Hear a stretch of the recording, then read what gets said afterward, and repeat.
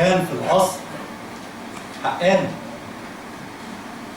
لا عمره كان سلفي ولا حتى إخواني ولا جدره ليبرالي ولا أصله علماني.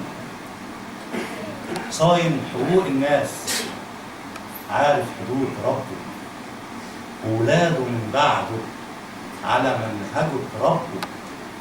كان حتى طوب الأرض يشهد له ويحبه، لا الجاه ولا السلطان، كان عمره شهوان.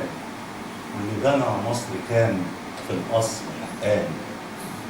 اللي بنى مصر كان في الأصل واد عترة، عمره ما مد إيديه لعباية ولا غطرة، وكرامته كانت زاده وعزه كان سترة.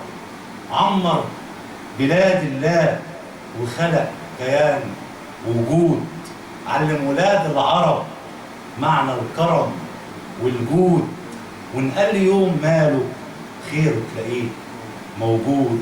أصل الحضارة ضمير مش ثروة بالكترة.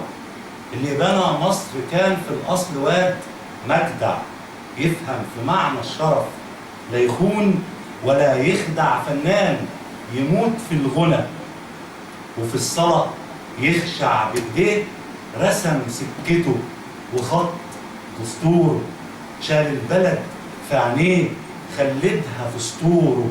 لا تغر ولا كوش ولا على يوم سوره، خده لناسه مداس وحضنه كان مخدع. اللي بنى مصر كان عالم وكان منشد في الحق زي السيف، وعشانه كان يحشد طيب مع المظلوم ومع اللي ظلم ويشد. فلاح يحب الغيط وفي ورشته قسطة، ولو سألته يقول أهي ماشية وقلسطة. بينه وبين ربه ما كانش فيه واسطة، لا خلية وجماعة ولا ملة ولا مرشد.